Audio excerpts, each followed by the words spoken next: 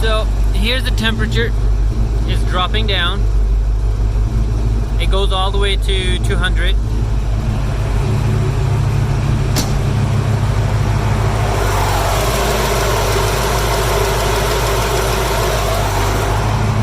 You can hear the fans are running. And it's gonna go down to I think 178 or 180 is when the fans stop. Alright, the fans just stopped while the car is running. Let's go to the temperature. Temperature dropped below 180, and it will continue here until it reaches around, I think, 198, and the fans will come back on. I also noticed that during the install, and I took the old radiator out, and old radiator had a lot of water and the coolant, and so much rust came out of there. So here's what I'm noticing right here by the water pump. So it looks like there is a leak here. I just don't know how old this is. And if it was a coolant leak, it shouldn't have rusted. And apparently there was more water than coolant in the system, causing to build rust. And old coolant that came out of the radiator in the engine had a lot of rust in it. So when I took this, I replaced this sensor here. When I took the sensor out and replaced it with a new one, the old sensor had quite a bit of rust on it, so I'll show you. So here's the older sensor that was in there before, 2-prong. It's like a switch, basically. And let's see if the phone decides to zoom in. And one we have right now is a sensor. This is a fan switch. You see the bottom of the fan switch is full of rust. See that? Right?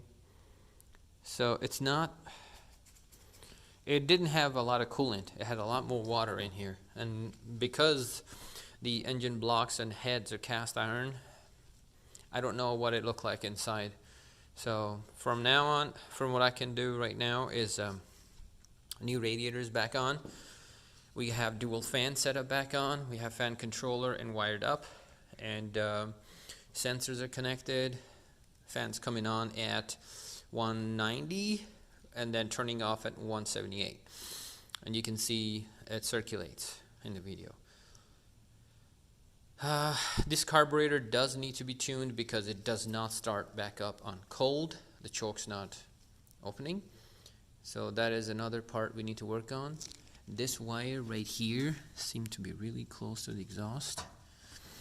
I don't like the way the wirings are done here, honestly. They're they're not secured at all. So right here there's a wire cut, and just left here there's some wires like that over there too. There's one right there. I think that was ground at one point for something. All these wires have to be secured, and then whatever is not being used just removed. Honestly, this is fire hazard. Just to show you how the wires look under the dash, which I'm sure you never had a chance to look at. There we go. So here we go under the dash here. Okay. Lights here. So apparently this wire here is for a volt gauge right here, but it's not even connected to get you any voltage on there. Okay. This one here sits under the carpet, but it's not connected anywhere. Sorry, I gotta go under here. And as you can see, there's another wire sitting next to the speaker box, but it's not connected. This is how it looks under there. Another concern I have is how these wires are running over a brake pedal. And if you press the brake pedal, you see that? If any of them get caught between it, you could have fire going on, or a shortage somewhere. So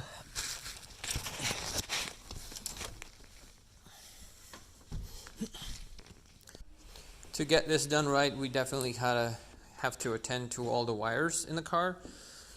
Secure the wires, remove that whatever wire is not connected, and just wrap everything up in a secure tape or a wire loom.